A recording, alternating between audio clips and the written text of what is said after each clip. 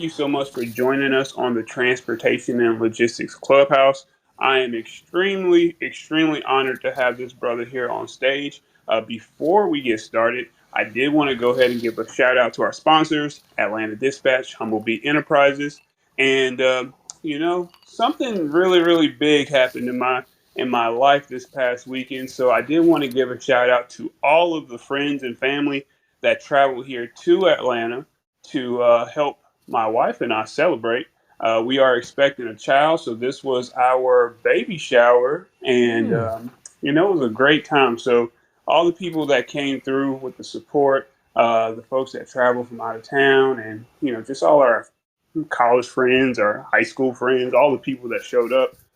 Thank you so much. But without further ado, I'm excited to be joined here with Dean. Dean, brother, thank you so much for joining me today. For the folks who haven't met you before or haven't heard one of your insights on the industry in the past, can you give us a brief introduction and how did you come into trucking? Yeah, look, thanks for allowing me on the show, but also congratulations on the weekend. That's a pretty big achievement. Thank you, brother. We're a little bit further along the time continuum. We were out to celebrate our 25th wedding anniversary with a trip to Ireland this weekend. Ooh. So let me assure you, time flies. But congratulations anyway. The kids will grow quickly, as my two have grown just in the blink of an eye. You hear people say your kids will grow quickly, and you say, no, they won't. I'll enjoy every minute and I'll remember everything. In the blink of an eye, they're like 23 and looking down at you, and it's a great experience nonetheless. So enjoy the ride. Thank you. Yeah. So as you can tell, I'm not from these parts. I grew up in a trucking business in Australia. So I grew up on a farm with a trucking business. So I was one of those kids that was on a tractor at age 5, driving in the tractor around. My parents weren't worried about snakes and spiders. They were more worried about us getting hold of the keys to the truck. So we spent a lot of time driving machinery, because when you grow up on a farm, you're a worker. If you can do things, your parents look to you to do things. So I spent a lot of time driving equipment in the very early ages, and then as luck would have it in my life, I ended up working with my dad. I spent a lot more time on the road than I did at school, and I was driving big trucks on the road in the Australian outback when I was 9 years old. Which will sound unbelievable to most people, but in 1969, we had a Mercedes-Benz 1418 truck hauling 3 decks of sheep and 2 decks of cattle, and it was power steering, and it had a 5-speed synchromesh gearbox. And for those in the trucking industry that know anything about trucking, back in the 60s and early 70s, power steering wasn't something that was normal, especially in the United States. So for a young kid, driving a truck that had power steering and a synchromesh gearbox was like driving a car. You just had a bit bigger steering wheel. So my dad would sleep and I would drive. And I did a lot of miles as a kid driving trucks. We'd haul sheep and cattle at night to the markets in Sydney, and then I'd go to school the next day. And that was kind of my upbringing. I spent a lot of time, but our father said, he didn't want us to become truck drivers, so he sold our business and made us get an education. But literally, as soon as school was over, we went straight back to trucking. And I ended up running about 2 million miles as an over-the-road driver in Australia, owning trucks, running truck fleets, managing large transport operations. And did that for a couple of million miles, driving big trucks with multiple trailers, what we call road trains. Mm-hmm. So we would have trucks with 2 or 3 trailers, and we change 4 or 5 tires a day, and it's a lifestyle. So I guess what I'm getting at is, for the listeners trying to grasp what this means, it's more than a job. It's a lifestyle, and it's just something you do. It's not a career necessarily. It's just who you are. And for a lot of us growing up in the 70s and 80s and 90s, it was a phenomenal time to be in the transport business. We did exceptionally well. We made a lot of money, did really well. We took a lot of risks. We lost a lot of lives. A lot of people fell by the wayside. And that's really the reason I mentioned that, Jory, is that's the reason I came to the United States, through a fortuitous meeting with a Harvard professor. I'd lost a couple of drivers in my company who'd fallen asleep at the wheel. And when you have to go to the spouse and give the bad news, it's kind of one of those life-changing experiences. And it's one of those things that's haunted me to this day. So I decided to get out of driving in the late 90s, and I was somehow speaking at a conference on fatigue in transportation. And like, talk about a subject that a truck driver is uniquely suited to, is driver fatigue. And I knew only too well what that meant, because I'd fallen asleep for a living. Like most drivers, you fall asleep at the wheel at night repeatedly. Sometimes you don't even remember how often or how long you fall asleep for.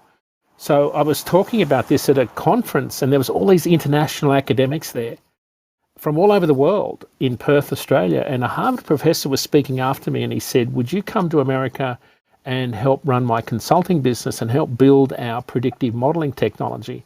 And that was like 1999. And ever since then, I've been working here in the United States in the data science predictive analytics world, helping data scientists figure out how to make truck drivers' lives better through data. It turns out, Jory, that predicting sleep and drivers falling asleep is one of the easiest things that you could possibly do when it comes to data science modeling. So that was sort of my introduction into the United States, and we got a lot of our work published. And I spent a lot of years working with big companies like Qualcomm and Omnitrax in the vehicle telematics space, but using data to predict driver behaviour so that we could intervene with drivers who were in trouble. A lot of data points tell you about drivers' behaviour without drivers saying anything. Their speed, their braking, their gear change pattern, all sorts of things give you a lot of indicators. So we spent a lot of time trying to figure out which drivers were at risk, and we successfully implemented a lot of technology in companies that helped, save lives. In particular, one of the models we built was predicting when drivers would fall asleep using a real-time feed from the ELD device, taking lines 3 and 4 from the log device, and then predicting sleep on lines 1 and 2. And when you do that, you can actually identify the drivers who have a higher probability of falling asleep at the wheel. And then you can intervene and do things like, send them to a hotel for the night and give them a longer dispatch the next day, or, strategically time rest breaks and things like that. So that's been the last 22 years. The last few years I've been working with DAT Analytics on the freight match and rating side, helping carriers, owner-operators mostly, understand the dynamics of the freight market, what rates mean, what markets are hot, what markets are cold, which direction rates are going. So that's kind of the short version of my introduction to how I've come to be on your show tonight.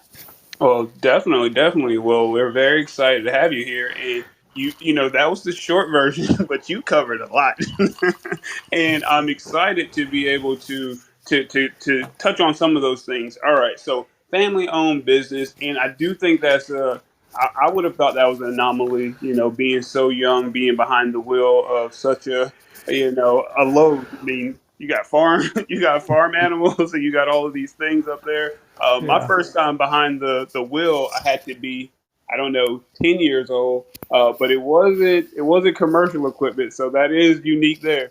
Yeah. Well, we also, I mean, we put a few things into the dam too. Like, we weren't necessarily the best drivers. My my first driving experience was a wreck. Like, at age 3, I sat on my brother, used him as a pillow, and put the automatic car into drive and drove our car through the garage wall on our farm. But I used my brother as a pillow. He was 2 and Right. I was 3, so my first experience was an accident. Luckily, things was all uphill from there, though. I learnt from my experience, clearly. Yes, sir. Yes, sir. And when it comes down to it, what was the perspective like of a truck driver? What was the trucking culture like in Australia? Me being young and also me being raised by a truck driver. There was prestige to me because I knew that's what my father was doing. And every single time we were on the highway and we were approaching a truck driver, I got my arm ready so I can like imitate the air horn and say, please, give me the honk Yeah. honk or whatever. Was it that type of situation in Yeah. Australia? It's just the same. It was no different. It was a different era though than what we are today. I mean, we didn't have CB radios. There was everything was at a much slower pace. The vehicles were much slower. Very similar though. So what you wouldn't know is that the United States and the Australian economy are very similar in many ways. It's just that the Australian economy is about a 10% scale model of the US, both in terms of population, geographics, freight task. So it was almost the same as what you would have experienced here. But people back then, remember the 70s in particular, 70s and 80s, there were a lot of Hollywood movies built around the trucking industry, like Convoy, BJ and the Band, BJ and the Bear, Smokey and the Bandit. There were a lot of Hollywood movies that we grew up with that sort of glorified the trucking industry in a way. We haven't seen any movies come out of Hollywood for many years that glorify the trucking industry, but we grew up in that same era, and it was the same the world over where we grew up with this. There was the particular regard truck drivers were held in. They were respected, and it was a lot of fun to be out on the road. We had a wonderful time in the 70s and 80s driving trucks. There were a lot less regulations, but the vehicles were very different. Also, we weren't, it was just different technology. It was more personable. I think if you said what was the major difference is that, remember iPhones didn't come along until 2007. So up until then, it was all a lot of personal communication, whether it be, writing a letter, calling someone up on the phone, talking to people, all of those basic things that we don't do today were very much the norm back then. It was a really interesting time to be involved in transport, but experience was hard earned because you didn't have information at the end of on an iPhone. You had to learn the hard way most of the time, and that meant making lots of mistakes. Yes, sir. Yes, sir. Yes, sir. Well, hey, man, those mistakes got you here. Those mistakes allowed you to be one of the developers, one of the pioneers into a track that really helps a lot of fleet owners and the industry as a whole today. So again, we're just extremely blessed to have you here on stage. And now you're at DAT, all right, and this is Driver Appreciation Week. What does Driver Appreciation Week mean at DAT? You guys support so many folks, so many owner operators, so many fleet owners. But what does this week mean to you guys there? Yeah, it means a lot. It means more so than anything, it sort of highlights what we do the other 51 weeks of the year, which is, respect and acknowledge the hard work that truckers do. I mean, one of the downsides of National Truck Driver Appreciation Week is it's only 1 week of the year, because most truckers will say, what about the rest of the year? Because to them it's a really hard job, it's a thankless job, and a lot of them feel like they're not respected.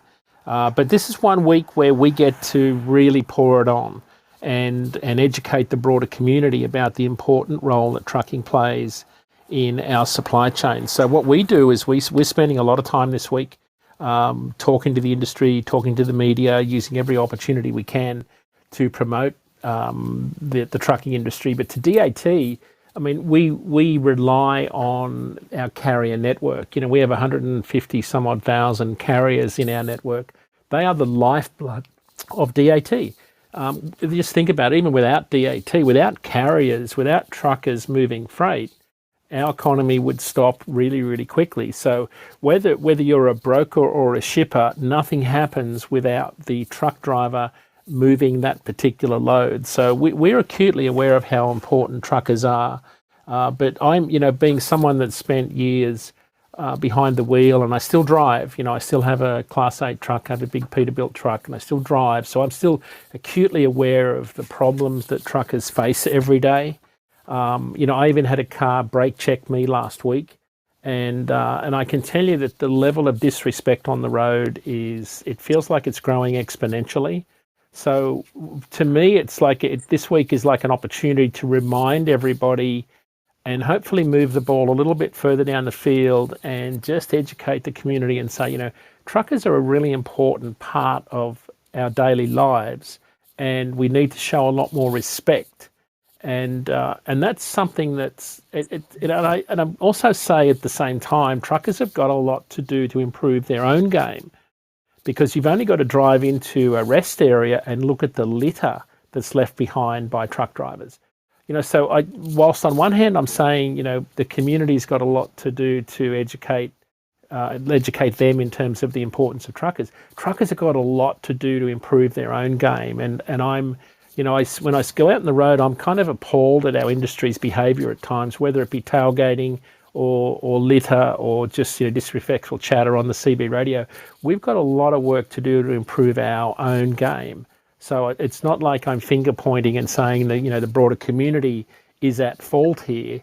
We've got a lot of work to do in terms of proving our image, and I think it's got a lot to do with being more respectful. I think the broader community can be more respectful of truck drivers. But I think it works both ways, because when you talk to the broader community, they will say, yeah, but what about this? And most of the time they're 100% correct. So for us, it's a great opportunity just to really pour it on. We've got one of the exciting things we're doing this week is working at our big, one of the truck stops where DAT started. I'm not sure a lot of our listeners are aware, but DAT stands for Dialer Truck. And Dialer Truck started in 1978 in the famous Jubert's truck stop in Portland, Oregon. And that's where we'll be spending a good deal of time this week, meeting truckers and, doing some giveaways and doing a lot of media interviews and sort of things like that, just to really acknowledge truckers and say thank you for all the hard work you do. Well, look, man, I'm not going to lie. I didn't know that. So thank you for sharing. Portland, Oregon, eh? So what is it going to be, the whole week, or is it going to be a specific day? I think it's the whole week, but it's a good question. I'm not sure. I should have pinned our marketing people down more. I know they're going to be there Wednesday. Okay. But the interesting story. When I first came here, I first visited the States in the 80s, and I remember going to a truck stop and had this computer screen up on the wall in a truck stop and had all these loads on it, and I had no idea that was Dialer Truck. But before Dialer Truck was like a TV screen with all these loads that were available in a truck stop, in the Jubert's truck stop days in 78, brokers would hand write the load details on a 6x4 card and pin it to the notice board. And that's how brokers found carriers. So the whole Dialer Truck concept came out of when you think about it, deregulation, right? When you go way back, and suddenly the industry needed to find all this capacity that was in the market when the market was deregulated. That's kind of how the broking community came about. But then brokers said, well, how do we connect with carriers?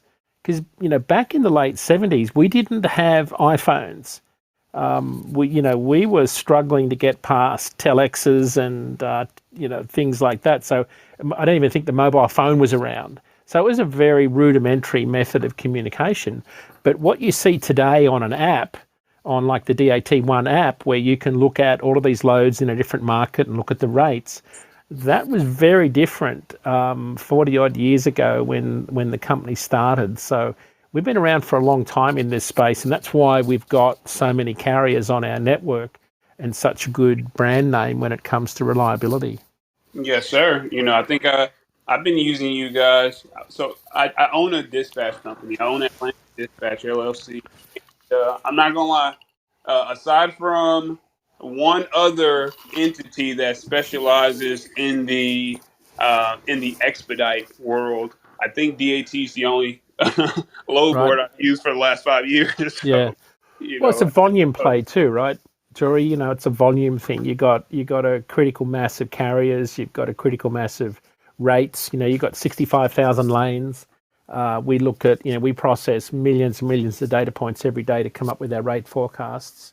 So it's a really interesting business model that really gives you the starting point, because when you're in the trucking business, you need to know what the market's paying for a particular load, and knowing what the average is based on. And I think the difference, a lot of folks don't know this, Jory, is that our rates are based on loads moved, not what's posted on a load board. And I think that's an important distinction, because we don't use load board rates. We only use rates in our models or in our forecasting or in rate view based on what carriers have actually moved loads for. So it's a really fair representation of what the market's paying on a particular lane at any given time. Yes, sir. Okay. Okay. So on loads moved, does that mean that you guys are, is that when the load is actually booked, like, kind of streamlined through DAT, or is that like some data that you're getting after the fact? We get our rate contributions come in from shippers, brokers, and carriers. Most of them are brokers.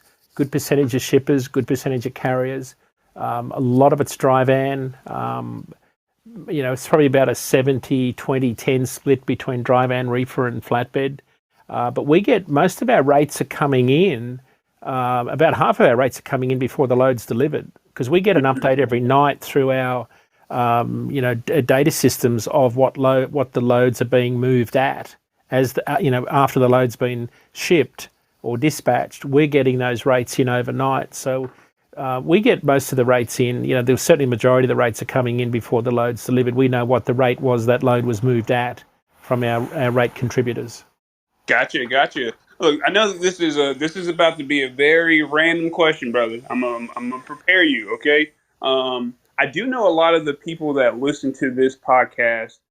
They own fleets of box trucks, and Yeah. those type of equipment that the industry wasn't necessarily built around. But they also leverage DAT's load board, and might want to see if there's an ability to use the rate per mile or that range that's provided to their benefit. Like, would you Mm. have any suggestions on maybe how to kind of like translate what data is collected so that it can be utilized for maybe one of those equipment types? Yeah, it's probably, Jory, it's the most asked question we've had on our live DATIQ show on Tuesday in the last 2 years. And I can't tell you how many times we get the question, do you have any box truck rates? What do you think about the box truck space? And of course, I think that what that speaks to is the proliferation of final mile delivery trucks as warehouses have moved close to populations, and we consumers are still looking to buy things online. There's a whole new industry, evolving around final mile delivery. We don't have a lot of data in that space yet. Because it's a question we get asked a lot, we are actively working on building out data sets. You've got to remember, a lot of our data contributors are more skewed towards the long haul carrier. So we don't necessarily get a lot of rate information that pertains specifically to 28-foot box trucks per se. Even LTL gets mixed in with 53-foot vans. So it's really hard to pass out load board data that comes in that's specifically final mile delivery freight. The other data point I would suggest, and we've said this before, is the American Transportation Research Institute produces some pretty good data. They've got a new report out on what it costs per hour to run different types of equipment, including LTL and box trucks. So that might be a place that someone should start if they're thinking about, what does it really cost me to run a box truck operation. The ATRI report actually has some pretty good numbers in there that quantify what those costs should look like for you. Oh, I think that's a great resource. Thank you so much for mentioning that, because, again, we do service a lot of box truck owners, and there are other owner operators that are moving different equipment types. And I know that you have a strong background in this type of thing. Like, but what are some of those foundational expenses, those core expenses that an owner operator might need to know in order to back into their cost per mile? Is that something that we can talk about here? Yeah, absolutely. I've had a spreadsheet that I've been running for a couple of years that's based on both the cost cost of running my Peterbilt truck, and also what it costs, generally speaking, to run trucks in the industry. I use a couple of data sources. One is the same data set I just spoke to, which is the ATRI data source, the American Transportation Research Institute. It's part of the American Trucking Association. So it's got a good blend of long haul, short haul, and LTL carriers in there. I also rely heavily on Todd Amon's data from the ATBS company. He's based in Denver. He's got a really good webinar coming up this Thursday on he has a benchmarking program that benchmarks the operating costs of owner-operators from a consortium of carriers. He's like I liken Todd to he's sort of like the accountant to the stars.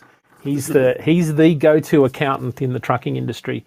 So I use a lot of data that they publish every 6 months on their benchmarking costs. And of course, the biggest cost right now, no surprise to anybody, is the cost of fuel for an owner-operator. And some of the numbers I'll quote you are based on a long-haul operation. And when I say long-haul, I mean your typical owner-operator that's working in the spot market, running about 100,000 miles a year. They're on the road a lot. There's about 15,000 miles a year empty. They're not your typical operator that's home every second night. This is a typical long-haul operation where they're exposed to operating costs, variability the most. So when you look at diesel prices at 503, I think it was 503 tonight, the EIA published the latest diesel price for the national average at $5.03. It was down about 5 cents this week, which is good news, but we're still north of $5.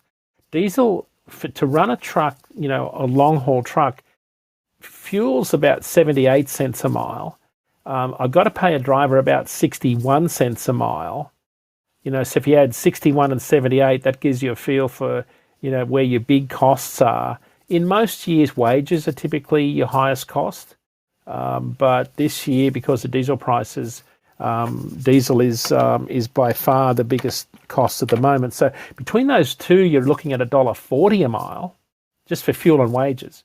And then you add in, you've got to add in your other fixed costs, right? So you've got to add in your insurance and your tolls and licensing costs and things like that. But your really big costs are going to be fuel and wages. And then you've got to make a reasonable allocation for maintenance, repairs and tyres. I allocate about 12 cents a mile to just maintenance, repairs and tyres. It probably should be a little bit more. And so if you think about fuel, if I add 12 cents to that, I'm up to $1.50 a mile already just with maintenance, fuel and wages. And then I've got to add in some other costs, finance costs. So if I'm financing a truck, I could easily add another 30 cents a mile to that. I'm already up to $1.80 a mile just with that. Now, where I'm leading to is to pay a driver to run a long-haul truck and trailer that's financed, you're looking at about $2 a mile today. Ooh. Right? Now, a lot of people say that's crazy and doesn't make any sense. Well, that same truck was like $1.75 a year ago. And nobody was sort of blinking an eye back then because that was about $1.75 a mile sounded about right a year ago. But that's because diesel was only $3.37 a gallon. Right. Today it's $5.03 a gallon. So diesel is the big thing that's affecting carriers today. And I've been saying for a long time that, if I'm pulling a wage of, $70,000 a year out of my business as an owner-operator, I could easily cut that back a little bit and still be running at break even, because what most people forget is that even with the national average line haul rate at $1.90 a mile this week, it's still 25 cents a mile higher than the average in pre-pandemic years. Right, so Jory, even though rates have dropped like 85 cents a mile since the start of the year, at $1.90, we're still much higher than where we would normally be at the start of September. Now, the downside is, of course, that my operating costs have gone up 25 cents a mile. So it's a bit of a wash when you think about where rates are versus operating costs. But my point is that at $1.90 national average line haul rate for long haul and $2 a mile for operating costs, I'm not far off break even. Right, so it doesn't take, I've only got to cut my costs in a few areas and be a little bit smarter about how I operate to stay around break even. So rates are still, comparatively good to, prior years, even though they've decreased. But I think the most important advice I could give anybody right now is, and that's look to where, to use that Wayne Gretzky hockey analogy, you've got to skate to where the puck's going to be, not where it is. I would be thinking about the first quarter of next year more so than anything.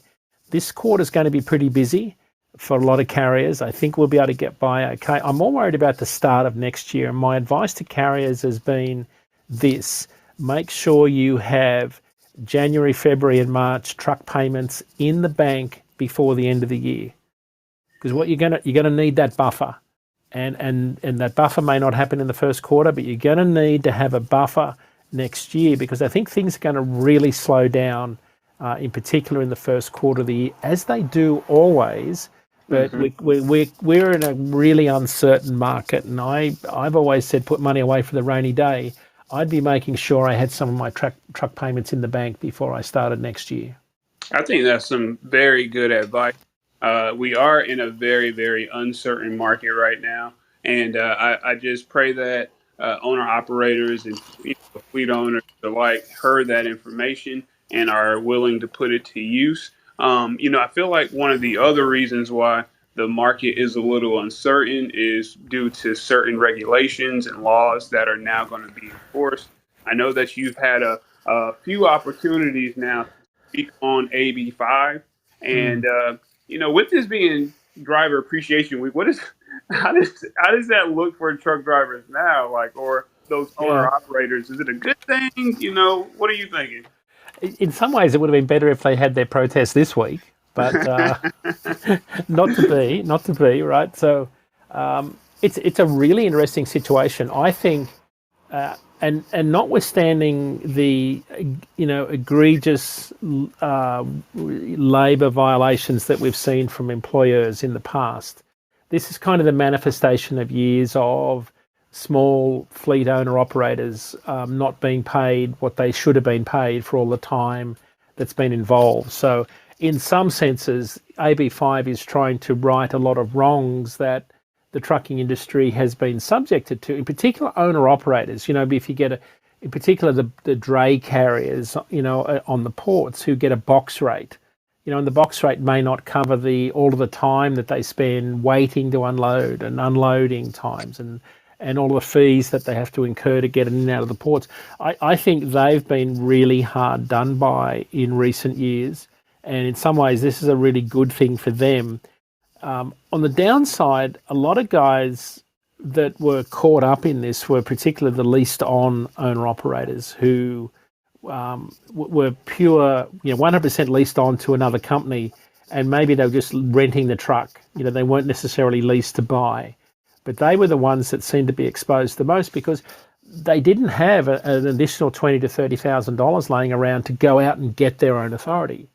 Because the comment a lot of people said, well, so just go and get your own authority. Well, it's not that easy, because for a lot of guys that are leased on, your insurance company may not underwrite new authorities in California. That's the first thing.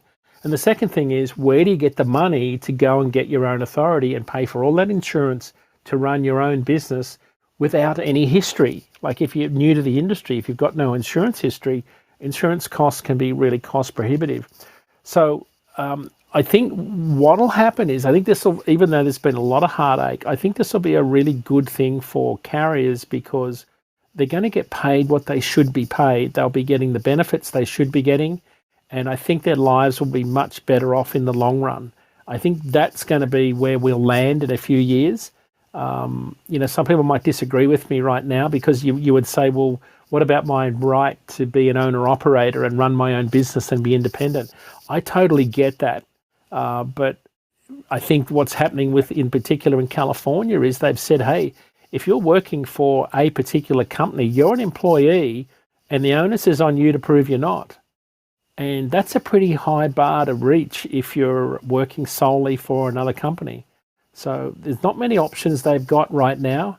I fear though, Jory, I fear what's going to happen, and I think it's already started, and that is that some carriers are going to start to file claims against the employers for misclassification, and file claims for back pay of wages and benefits.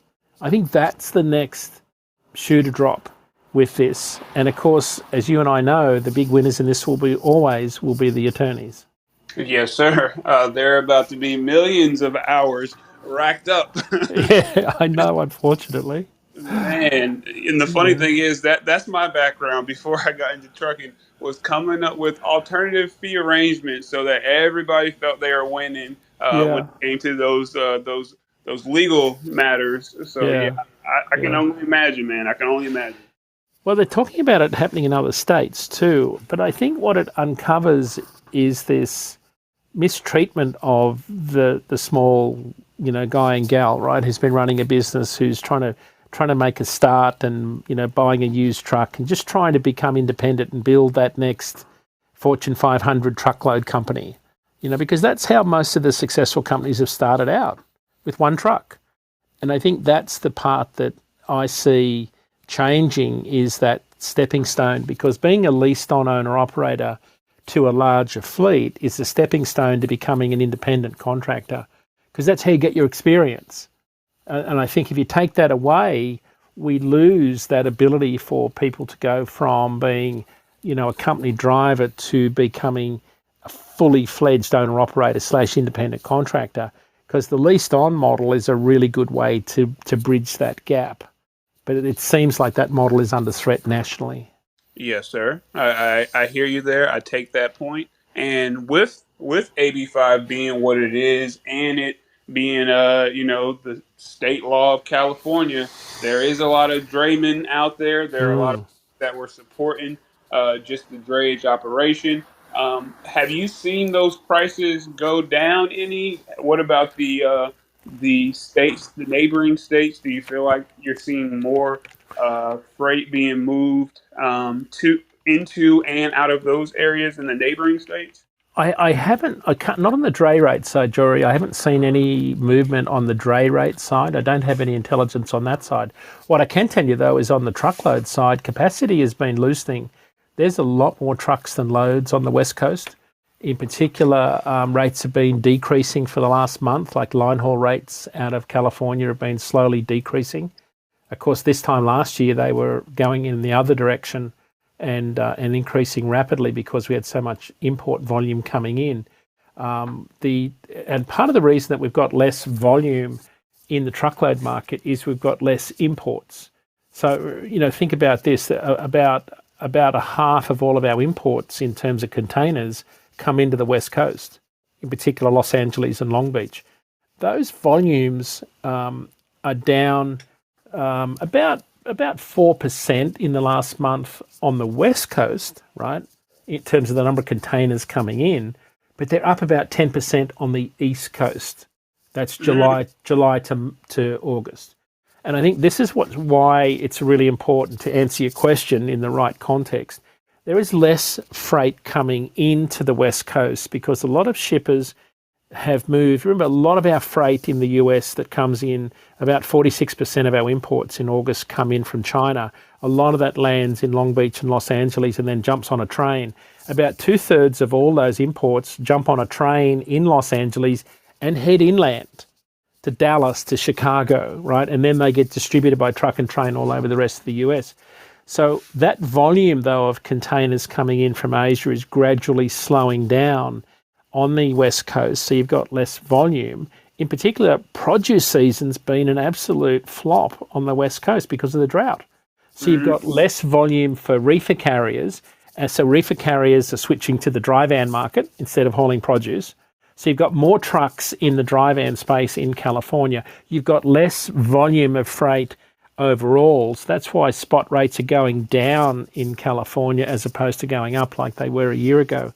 But what's happened, though, is because of all of the port congestion we saw.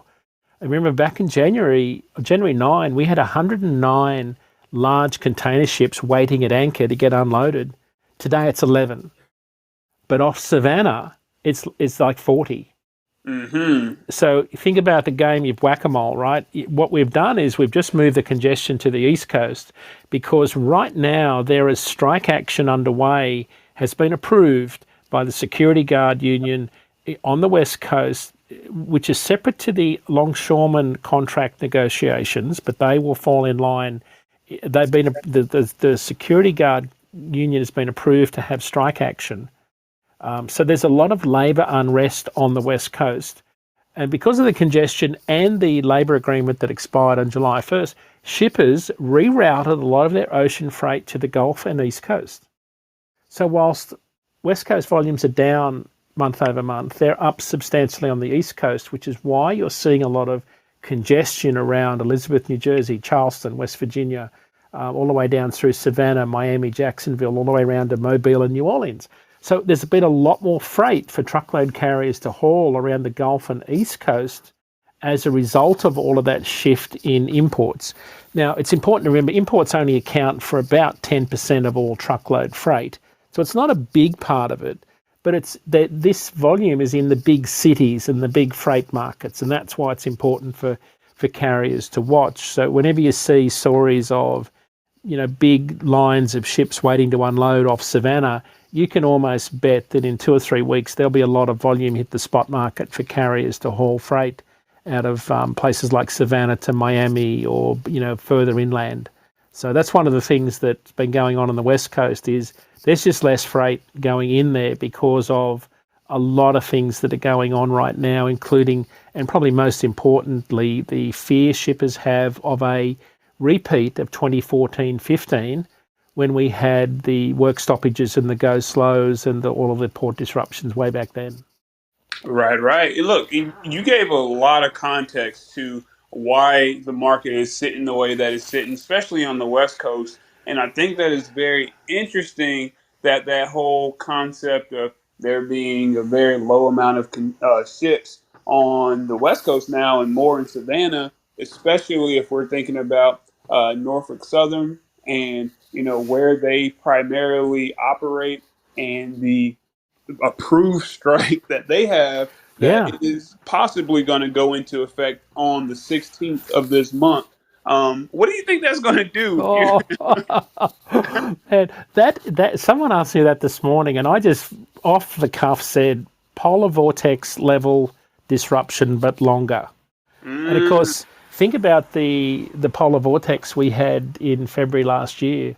That we saw about 10% of our capacity disappear from the highways for at least 10 days because of the polar vortex event. So, and that disrupted our freight market in February, I think it was it 2020 that hit? Our freight market was upset and it never recovered for the rest of that year. So the polar vortex was one of those events that really upset the freight market, and the market never got back to normal after that. And that was really the start. It was in 2021, it was February, I think the last week of February in 2021, the polar vortex hit and the freight market didn't recover for the rest of that year. And we ended up hitting record high spot rates by the time we got to this time in that year. Things quietened down a little bit, this year, but I think that if you start to take out, big chunks of the railroad network and they're starting to, stop receiving hazmat shipments, and you think about almost half of all railroad carloads are intermodal, and you think about intermodal is like a direct competitor of truckload, it would overwhelm the trucking industry to the point where it would completely destroy supply chains that are already crippled. So I think it probably would.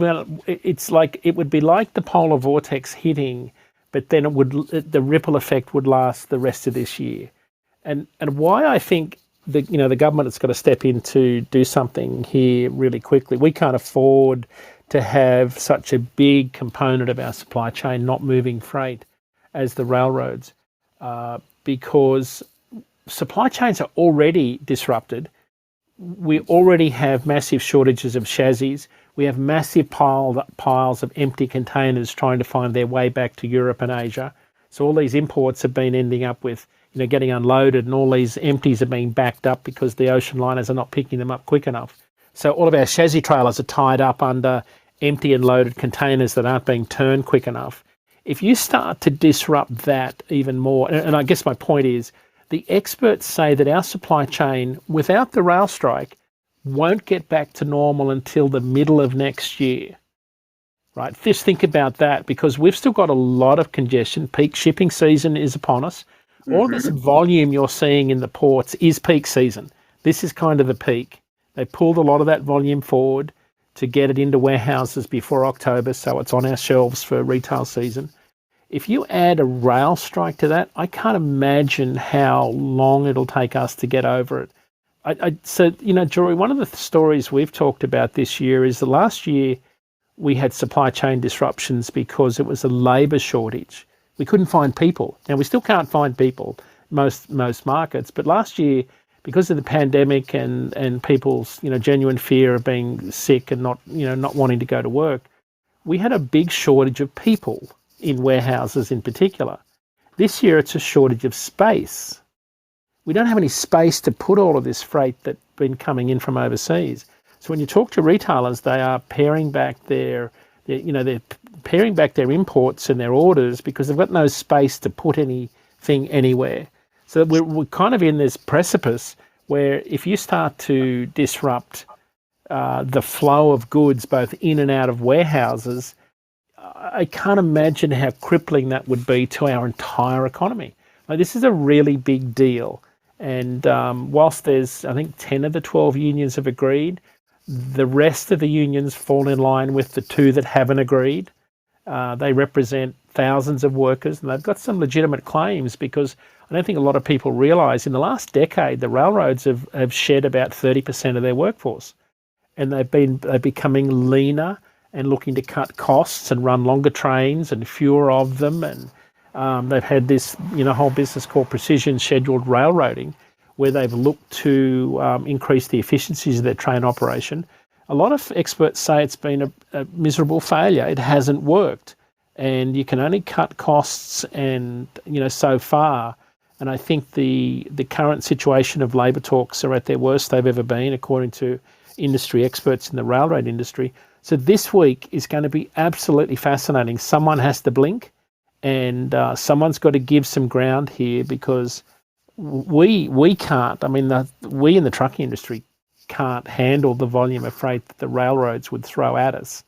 But I can guarantee you one thing: if a strike did happen and shippers needed to move freight for holiday season, spot market rates will go way back to where they were back in 2021 really quickly, which of course would be a great thing for carriers. But what it would mean is for consumers, we'd still be paying a lot more for things at the supermarket shelves.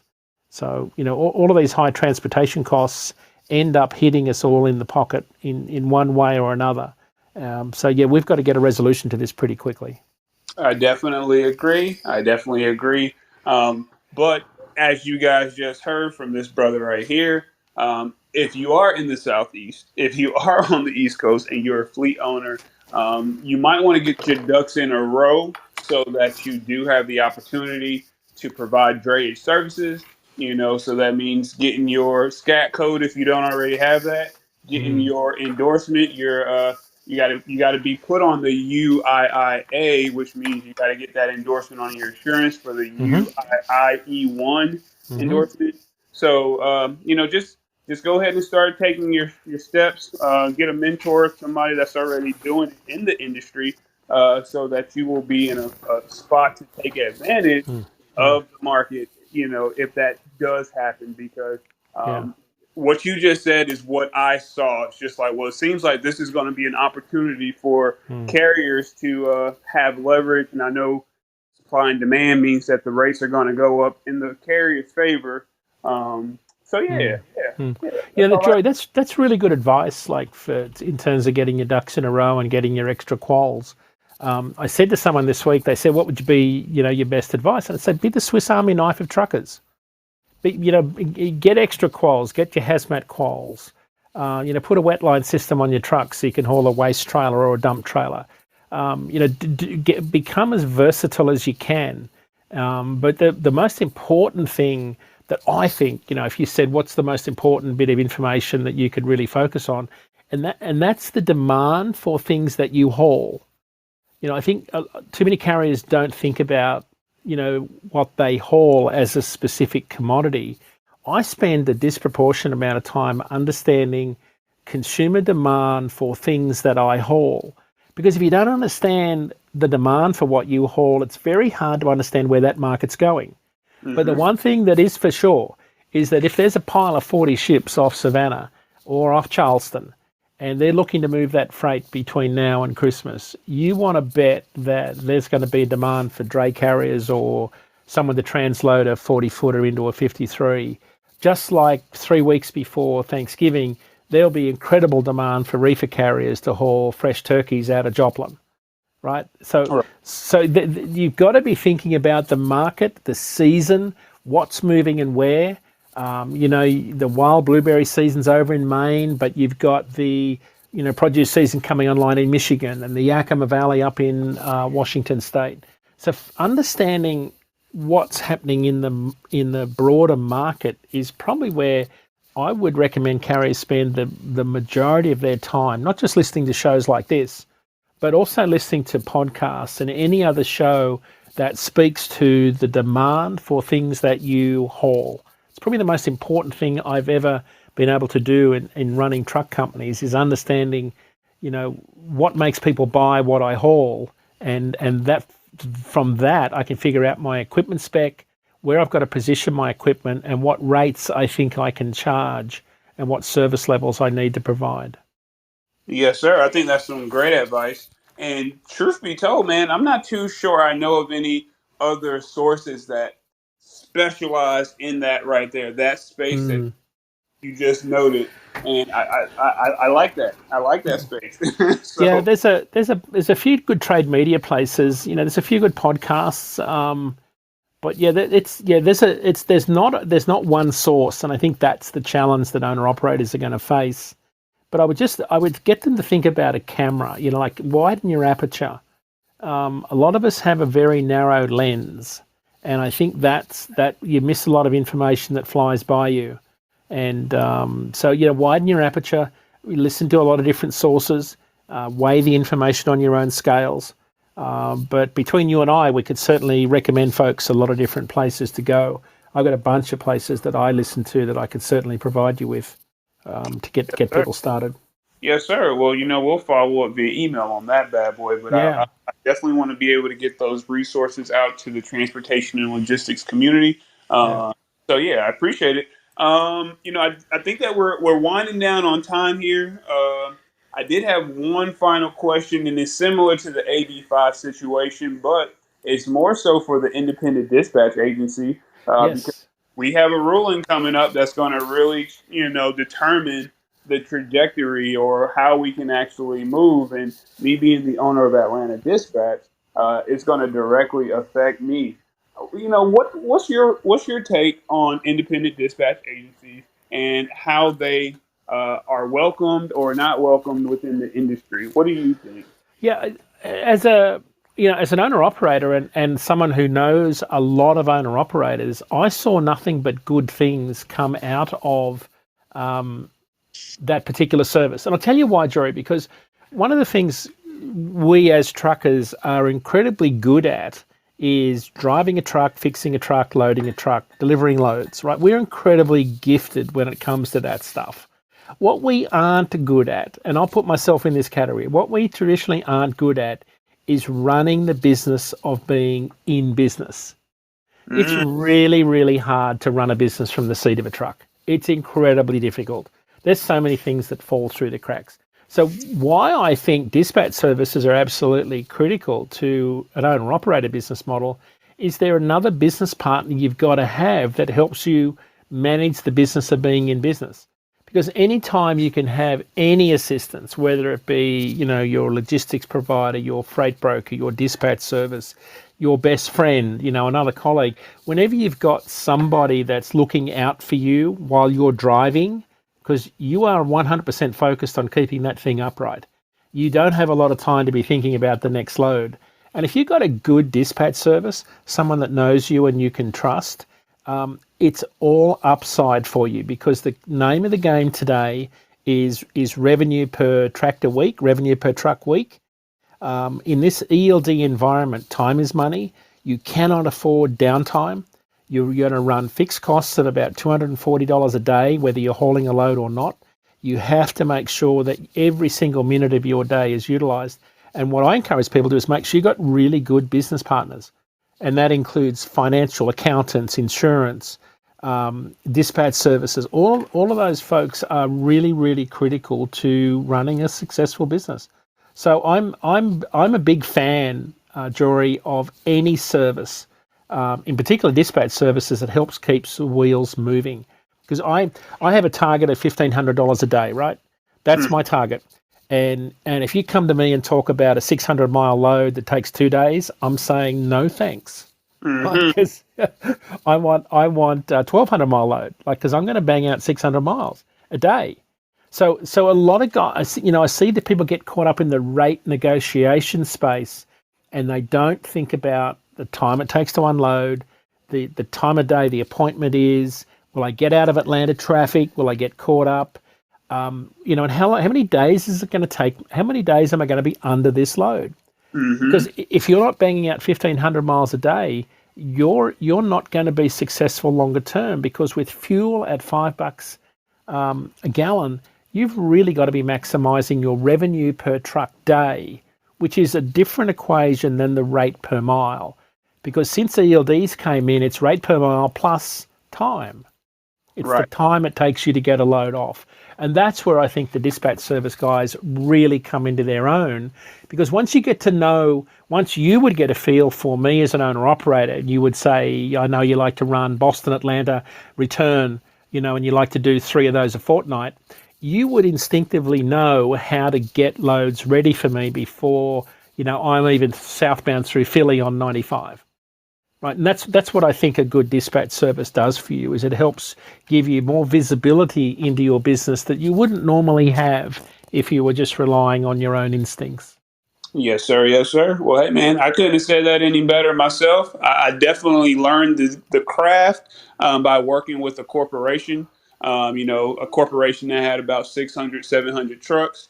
Yeah. You know what I mean? So I understand the importance and what that can do for a business, and just giving that service to a fleet owner or an owner operator. I do think that for all the points that you said can really affect their business in a positive way. So I appreciate your candid response on that. If there was, I know that again, we're wrapping up. Would you be open to a question or two if anybody had a question that was in here? I would love to take questions. I hope I can answer them, but yeah, I'm happy. All right, cool. Yeah. Well, look, let's leave that open for the next 30 seconds. If there was somebody in here that wanted to ask a question, please raise your hand. I'll definitely bring you up to the stage so you can ask this brother the question. Please go ahead and start raising your hands. But until they do raise their hand, what was it about insurance that caught your eye? Was it the fact that you had such a strong experience as a fleet owner in Australia, and the work that you were doing once you got here to America? Is that what, drove you to insurance?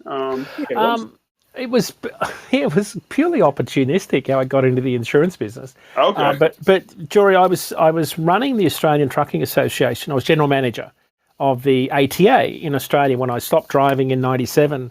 They needed someone to run the Australian Trucking Association. Luckily, I could speak on behalf of the industry with pretty good quals. One of the sponsors was Allianz, who's one of the world's largest insurance companies, and that's how I got involved in the insurance industry aspect of it. But to be honest, Jory, I was reading some insurance claims of some truckers who'd crashed and killed themselves, and I knew them personally from when I was on the road.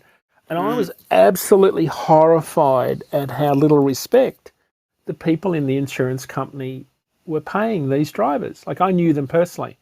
And it kind of got me thinking about the human side of the insurance industry and how little they understood and how little they were actually doing about making drivers' lives better. Because part of the problem is when the insurance industry asks you, when you have an accident, the insurance industry says, fill in a description of what happened, not the cause. And here's the problem. When you say, oh, I hit a guardrail, I ran off the road, I ran into the median, or it's a wrecker because I had to get pulled out of the median, or it's a hit rear, right? When you break it all down and look at, a hit rear, run off road, hit guardrail, wrecker, they are almost always a driver that's fallen asleep and ran off the road and hit something. Mm-hmm. So the problem the insurance industry's got is they code accidents by a description of what happened, not what caused them. And unless you know what caused them, you can never fix the problem. So when I first moved to the States, I spent a lot of time helping people understand the cause of accidents and that there was no connection between compliance and safety. Because still to this day, you can be 100% compliant with hours of service regulations and sound asleep at the wheel at the same time. Yes, sir. There's no connection between the two. And once you understand that as a safety manager or a fleet owner, you can then start to get to, well, how do I actually stop that? And I spent a lot of time doing sleep classes for fleets and truck drivers, teaching them how to sleep and teaching trucking companies how to design schedules around drivers' sleep patterns. And that's how you really get to make drivers' lives a lot better, was when you start to dig into the cause of accidents as opposed to the symptoms. Because truckers don't need to be told how tired they are. What they really want to know is, how do I get an appointment time that matches my preferred sleep pattern? And, most of all, unload me when I get there. Right. Let's start there first. But yeah, so that's how I kind of got into the insurance industry. That's a long way of saying, how to answer your question, but I'm very passionate about the whole subject of sleep and lack of, because I spent years sleep deprived and falling asleep at the wheel. And as we started the show, I lost a couple of drivers because they fell asleep at the wheel and they were compliant with their logbooks at the time. So I'm sort of very passionate about this whole notion of sleep and designing schedules for truckers that have, more accommodations for the individual, as opposed to just assuming that everybody can drive around these sort of crazy hours of service regulations that we've got. Right, right. Well, look, maybe we can do some more in the future to support that. Just because it is very, very important. You make some great points, and I do think that the more attention that I can help drive to that, and maybe even some other professionals and content creators I know drive attention to that, maybe we can get more backing Yeah. and so I'm more than happy with seeing what we can do to further that point in the future. If you're interested, I'm definitely down. But I did turn off the questions just because we're going to be respectful of this brother's time. And, Dean, I really just want to say thank you, sir. Thank you for making yourself available and joining me on the Transportation and Logistics Clubhouse. Thank you. I really appreciate the opportunity to be with you, and be safe, everyone out there. Thanks for having me. Yeah, anytime, anytime. And look, Yeah. there's a lot going on. This week I'm also going to be having a session on Wednesday that is going to highlight Three Rivers Trucking School. They're going to be having a conference pretty soon in the Atlanta area. I believe it's Atlanta. I think it is. So join us on Wednesday, 7 p.m., so that we can discuss them. And what else? So I got the link tree up that has some of the different things that we're involved in here in the Transportation and Logistics Clubhouse. One of the main things that I'm talking about now is this push for just health, just being more mindful about your health. I recently had an opportunity to run my very first 5K, and it's just been a journey in preparing for that. So I'm going to be running another one at the Atlanta airport. We're going to actually be able to run on the runway. So if you're interested in joining me and joining my team, I believe you can go to www.atl.com/5K. Actually, I didn't put that in the link tree, but I'll do that next time. But that one, you'll find the group. It's going to be Transportation and Logistics, and the password will be logistics with a capital L. But yeah, just that's what I'm hyper focused on, is just building this healthy lifestyle, especially supporting folks in supply chain that also want to go through this journey with me. So thank you again, everybody, and Dean, have a blessed day, man. Have a blessed. Thank you. Thanks for having me on. All the best.